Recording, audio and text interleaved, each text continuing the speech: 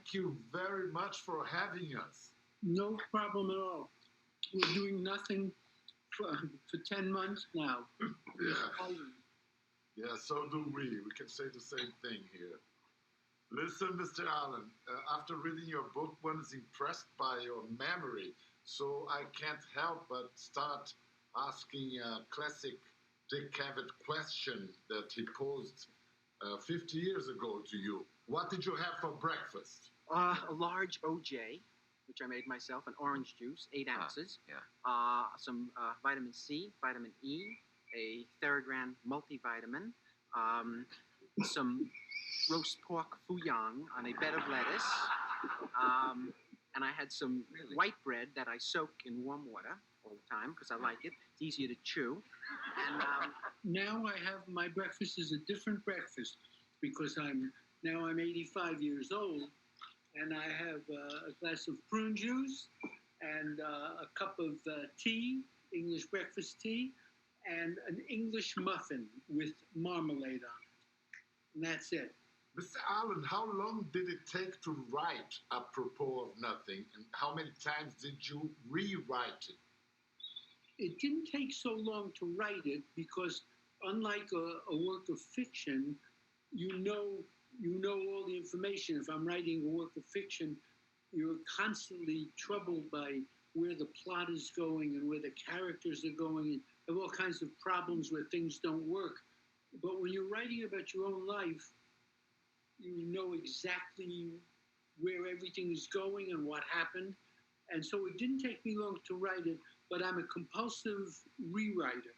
So I rewrote it many times. According to your, let's say, body of work, your writings, your comedy, your philosophy, movies, you have spent most of your life fearing a big catastrophe was about to happen at any time. So, after all, it seems it was the coronavirus. How does it feel to have got it that right? Well, it wasn't the coronavirus, actually. You're right, I have spent my life, I would put it, braced for a blow. I've spent my life tensed up for a blow, and I've been very lucky because that terrible grief-producing catastrophic blow never came. I had my parents my whole life. My father lived to slightly over 100. My mother lived to a ripe old age, well into her 90s. I never had any accidents. I've never been in a hospital with anything wrong with me. That blow has never come. And yet, being braced for that blow has taken a terrible toll on my life because I can't relax and enjoy things because I always think that a terrible thing is around the corner or from above or somewhere. Now, the coronavirus also, now I hope I'm not jinxing myself, has not affected me personally. No one in my family has it. I've known people that have died from it, but they were not close with me. They were not relatives. They were not close. And I stayed home and I obeyed the instructions of the doctors. I wear a mask when I go out. I don't go into crowds. And so I've lived without the virus and without the virus in my family. And so, and I've already had my first vaccination shot because I am 85. Ah, good. So, it's a nightmare, but it isn't the blow that I'm expecting any minute. But it must have affected, the social distancing and lockdown must have affected your relationship to your beloved New York City.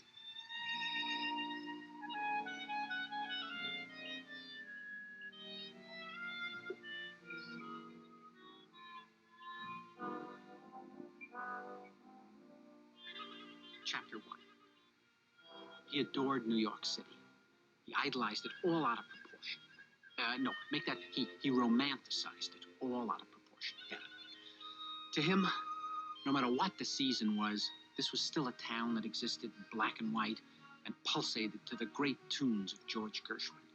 Yes, it's a terrible thing because New York is sort of deaded out of necessity. So when I go out in the street, everybody's got masks on, which is terrible. You like to see people and watch their faces, and I wear a mask, which I hate to do, but it's very important, very important. And all the stores are closed, and all. Usually when you go out for a walk in New York, the city is alive, and all the stores are open. There's a million beautiful people all over the city, and everything's fascinating, and there's museums are open and art galleries. It's a great city. But now you go out, and this is how it's been for the last year, everything's dead. The stores are closed, they're boarded up, the restaurants are closed. What I miss probably the most of anything is taking a nice walk, even though I walk, but when you walk for the first 6 months of this pandemic, or even longer, you walk defensively. So you were walking and you didn't want anyone coming close to you, or anyone without a mask, or God forbid if someone sneezed within 20 feet of you, it's not a good way to take a walk. So that was terrible. And I miss the restaurants terribly. I don't miss the theater, because the theater I would go to every once in a while when there was a good play. So, I don't like not being able to go, but it's not a real deprivation. And movies I can see on television, and I have a screening room where I work, so I can see movies.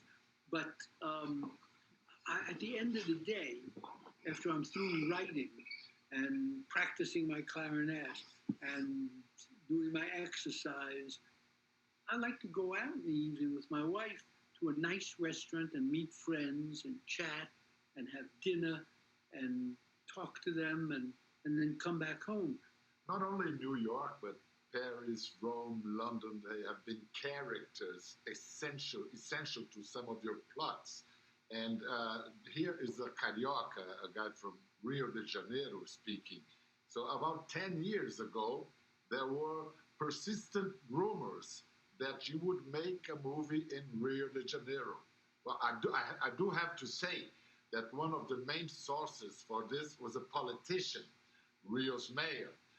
Any possibility that this film was about to happen or will happen someday? I don't know. We were talking about it at the time. I'm not a traveler, so I don't know Rio. But if I had an idea that sounded like it would be good for Rio, I would love it. I mean, I have no problem. I make films in other countries, and I've been very rewarded emotionally for it, very artistically rewarded for it. The new location always brings out some kind of freshness to the film. And so Rio, I have the same kind of cliched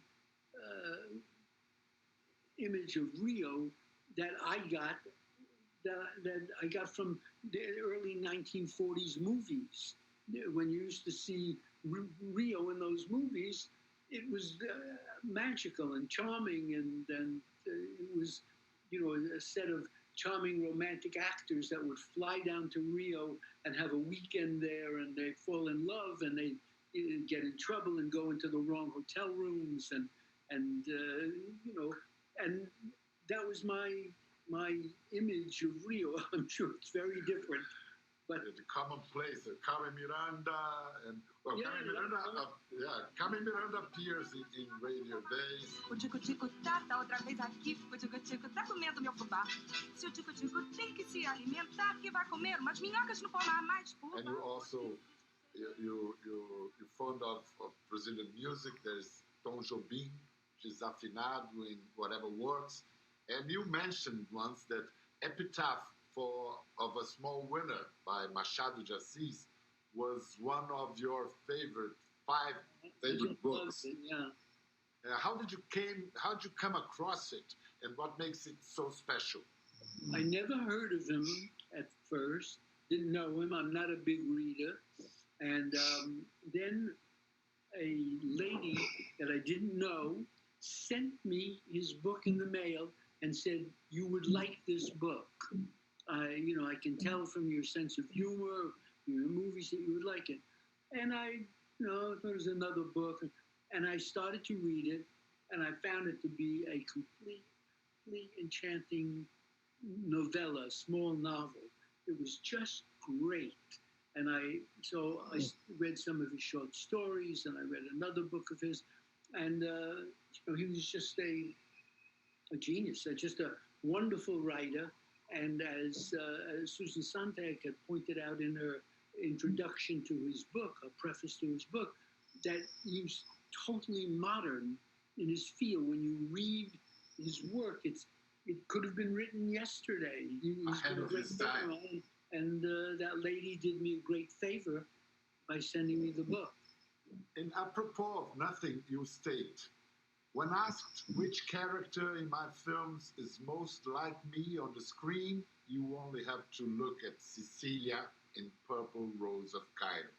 Could you elaborate on this, please?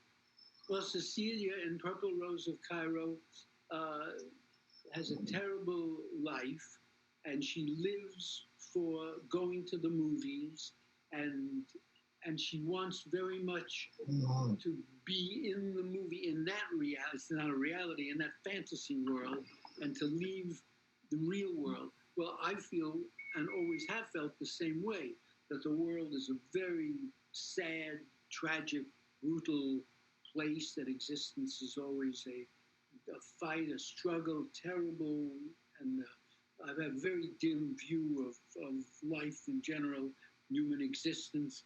And I grew up watching movies one after the other when I was a kid. And it would have been very nice, like Cecilia got to do in the movie, to leave my seat and walk onto the screen and been in that life. I want you to meet my fiance, Cecilia. You know all these people. It's not possible. I'm in the world of the possible. Yeah? Well, you better get back in the story, you little weasel. You anticipate me. Follow me. Saints preserve us. Trust me. Just comes and goes like he pleases. Come on. But she can't be in here. Why not? Come on. Cecilia, my money's good up here. Got too much money. But it upsets the balance. I could still feel that way even now as a grown-up. If I see a Fred Astaire movie or something, it's so fake, but it would be so seductive and nice to be able to just walk into that and be there, be living there and not where I'm living. Yeah. And in the book as well, you mentioned Brando's wise aphorism. People confuse me with the roles I play, but wouldn't it be understandable that the audience sees some of your neurotic New York characters as your alter egos? There's an old joke.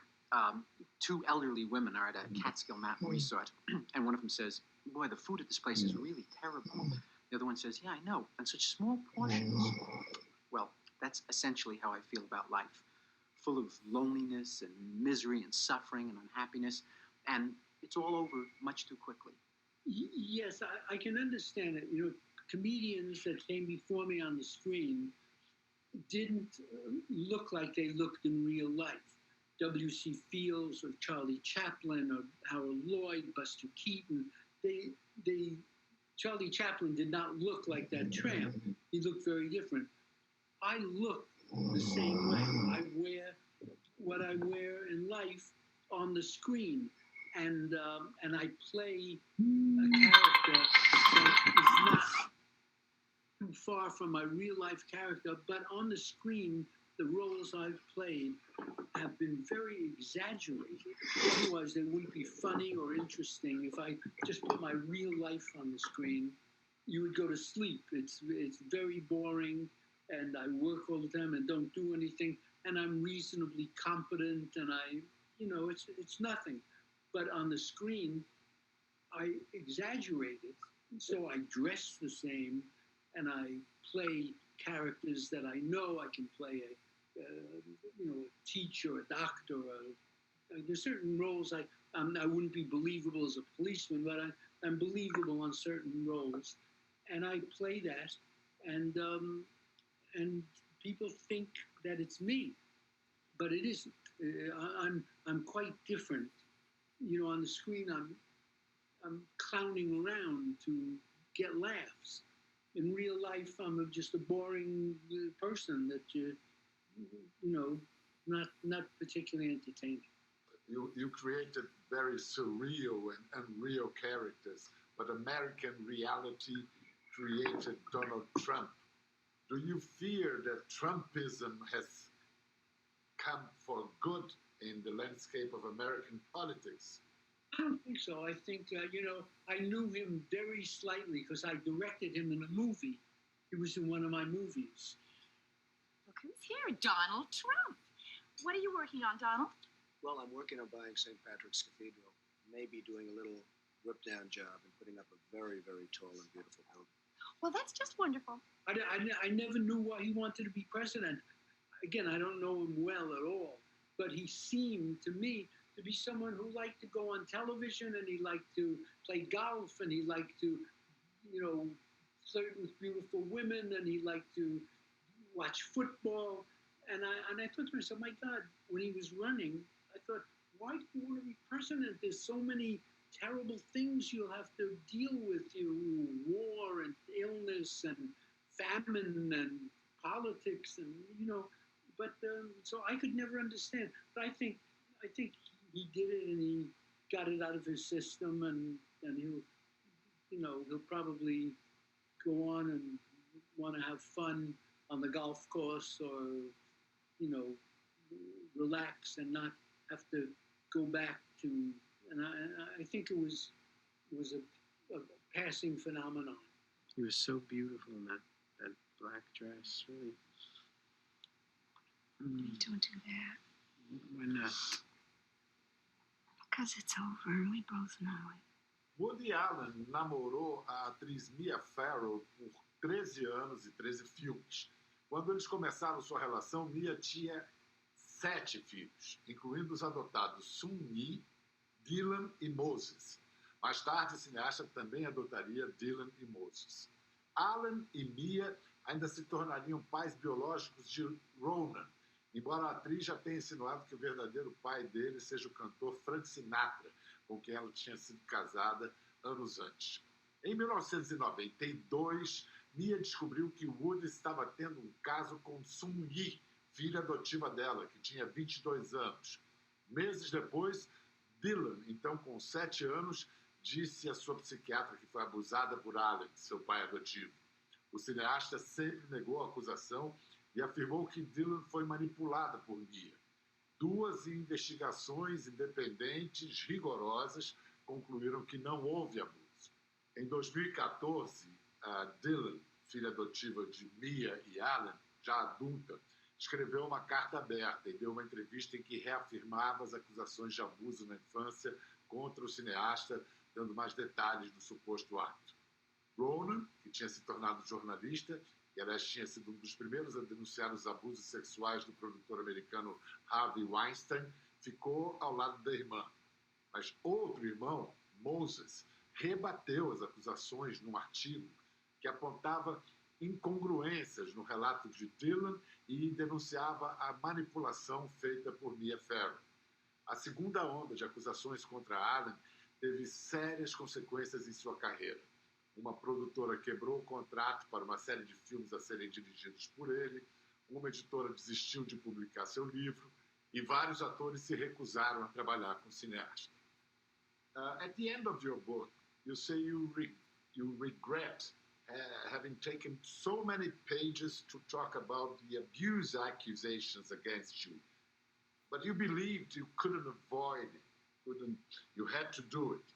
In this era of social media, virtual lynching, cancel culture, what did you have to change in your habits to live life as you like? Nothing really. I was writing the story of my life, and when it came to that, when I got that age and the chronological life narrative, I wrote it as it happened. I tried to be as faithful to it as possible. And when anything was controversial or could be construed as ambivalent, I tried to use the other person's appraisal of it. Someone else, whenever the situation came up, I quoted psychiatrists, judges, investigators, everybody could. So it didn't always sound like I was saying anything. I wanted to just tell the story, and I didn't want people to think, oh, we're getting his version of the story. So naturally, he's just this wonderful person, and we hear him say it. So I tried not to do that. I tried, when it came time to set down the facts of that narrative, I tried to set it down in the words of social workers, witnesses, housekeepers, people that could speak and describe the situation. And I tried to, not enter into it except if I had to here and there. Nevertheless, Hachette Publishing House refused to publish the book. There is a post-facing, you talk about that at the end of the book. Do you call, when Hachette refuses to publish your book, when some actors say that they regret having worked with you, some others say that they will never accept an invitation from you, do you feel like you're being boycotted or somehow? Well, yes, I am boycotted, but what can I say except they're making a mistake? Hachette should have published my book, but there were people in the organization that rebelled against it. The same thing with actors who will say, I regret working with them, or I won't work with them in the future. What can I say about them? They're fine actors. Hachette's a wonderful company, but they're making a mistake. People make mistakes, and that's a mistake they're making. They were very decent people at Hachette, and the actors I have worked with have been very decent, very talented, and they have a wrong impression. That's all I can say. They are making a mistake. Maybe they will understand that one day, and maybe they won't. That I don't know.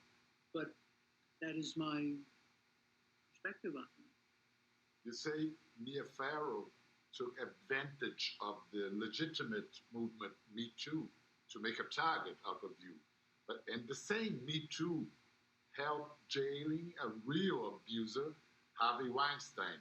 What are the positive aspects of Me Too?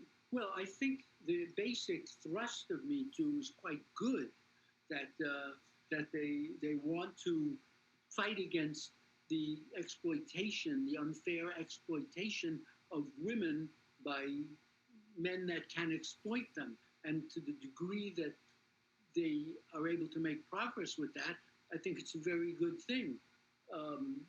But like all movements, sometimes it gets out of control, and they'll make a mistake, and then some innocent person will suffer. This happens all the time. I mean, so to the degree that I think they've done a lot of good for women, and their heart's in the right place. They just have to be careful that when they're doing this, to be certain of their targets and make sure that what they're doing is accurately for the benefit of the woman and not unfair to the man that they're working with. I think there have been many instances where you could point to where they've done very good things. They've cast a light on men who were taking terrible advantage of women. On the other hand, if a man has to worry that he comes into the office and says to some woman, you look nice today, and suddenly he loses his job. I'm giving you an absurd example. That's not helpful to them or to the society in general. You want it to be proportionately correct if you're doing that, and many times they have been, and so I'm all in their favor as long as they're sure of their targets. Today, how can you define your relation, your feelings towards your children, Dylan and Ron? Well, I was so estranged from them. You know, I was not allowed to see them, so I haven't spoken to, seen either one of them in, you know, I don't know, in 20 years or something like that, or more. I haven't, so I don't feel, you know, I'm wide open to meeting with them or rapprochement with them. I'm perfectly happy to meet with them and see them. And you know, my other child Moses called and wanted to reestablish a relationship, and did, and we're very close, and he's lovely. And I would hope the same thing one day would happen with them. I don't think it will, but I would hope that it will.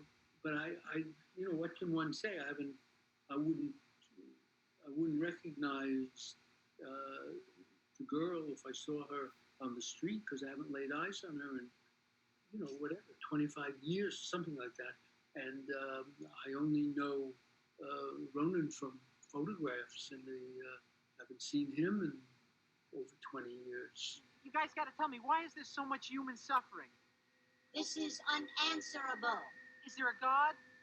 These are the wrong questions. Look, here's my point. If nothing lasts, why am I bothering to make films or do anything for that matter? We enjoy your films, particularly the early funny ones. But the human condition is so discouraging. There are some nice moments, too. Yeah, with Dory. That's right, and Isabel, be honest. You know that in your work, you one of the main themes of your art is the life is meaningless. But your work, your art brought meaning in so many moments for so many people, meaning to life. So personally, it's an accident, but I'm glad to hear that. But could you mention a small list of things that give, even if for just some moments, the sensation for you that life does have a meaning? No, I can't fool myself. You know, whether you're a poor person resorting to religion or an intellectual who doesn't resort to religion but resorts to art or legacy or immortality through art or any other reason, or an existentialist who feels, well, we must create our own meaning in life. Not all of it's rationalization. The bottom line is the situation is not good. We all get a very bad deal, and it's quite terrible. And if it could be different, every single human on the face of the earth would change it if they had the ability to. And, you know, so you can look for a silver lining every direction you want, whether you do it through, you know, art, or you do it through family, or you do it through religion, or whatever. The bottom line is you're kidding yourself. It's a bad deal, and you're going to get have a bad end to it, and you know, and you try and make it as comfortable as you can, or as painless as you can. Who are you? Dead. What happens after we die? Is there a hell? Is there a God? Do we live again? All right, let me ask one key question. Are there girls? You're an interesting young man. We'll meet again. Don't bother. At 85, are you a little bit more serene about the prospect of the end of death? Yes. I you know, I think I am. You know, I think I do feel serene about it. You know, it's you're hardwired to resist death. So I can talk about how terrible life is and how meaningless. Yet if somebody comes in here with a gun, I'm struggling hard to survive. This is built into your blood, into your corpuscles. But the truth of the matter is, when you intellectually, when you think about it cerebrally, you know, it's yes. I don't want to give you a pretentious answer, but I am more at peace with that thought, you know, than I have been in my life. E será que Woody Allen conhece as traduções dos títulos de alguns filmes dele para o português, tipo Annie Hall, que é o nome de uma personagem traduzido por noivo neurótico, noiva nervosa? Vamos contar para ele depois do comercial, em instantes.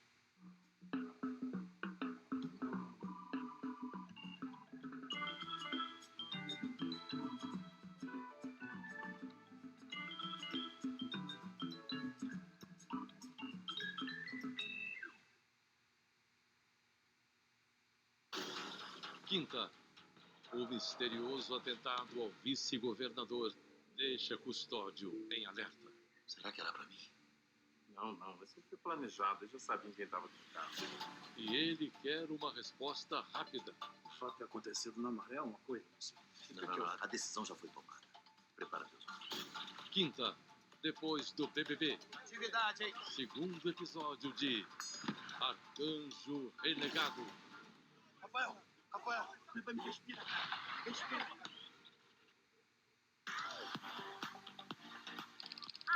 Bate-papo BBB. O eliminado da semana tem o primeiro contato com o público depois do confinamento. Toda terça-feira, depois da eliminação, no G-Show e no Globoplay. Bora ver o de vocês, vai. Mesa BBB. Toda quinta-feira no G-Show, reúne convidados super especiais pra comentar tudo que acontece lá na casa. Agora é contigo. Parada BBB, toda segunda, quarta e sexta, onde a gente repercute tudo que vocês estão falando sobre a casa. Fica ligado na Rede BBB pra você não perder nenhuma novidade. A gravidez de Irene acabou com o sossego de Eugênio. Hoje em dia é possível fazer um exame de DNA antes mesmo do nascimento. E eu faço questão de fazer esse exame. Momento. E Rubinho tenta ver o filho, mas pode acabar preso. Agora tá tudo cercado. Amanhã. Tá tudo bem por aqui? A força do querer. Oi, Lucas do futuro. Sou eu, o Lucas criança. Eu tô em casa há maior tempão agora. E às vezes eu me sinto sozinha sem meus amigos. Mas eles vieram no meu aniversário. Você ainda tem saudade da escola aí no futuro? Será que a gente é mesmo muito diferente depois que cresce? Ou será que dá pra crescer e continuar sendo um pouco criança? Inteligência emocional é pra já. Quando as nossas emoções estão equilibradas, tudo flui melhor. Compreender os próprios sentimentos e os dos outros traz inúmeros benefícios para a vida. O autoconhecimento e o equilíbrio emocional contribuem para cada um lidar bem com as emoções e nos ajuda a viver mais e melhor. Não deixe a vida para depois. A vida é pra já. Viva um presente com mais futuro. Tá na Globo. Oferecimento Bradesco Seguros. Conte com a Bradesco Seguros agora e sempre. O tricolor não quer desgrudar da vaga para Libertadores. O Galo não quer desgrudar da briga pelo título. Golaço, golaço, golaço! E você não vai querer desgrudar da tela da Globo. Quarta, depois de A Força do Querer, Fluminense e Atlético Mineiro. Um jogaço na parte de cima da tabela para agitar a reta final do Brasileirão.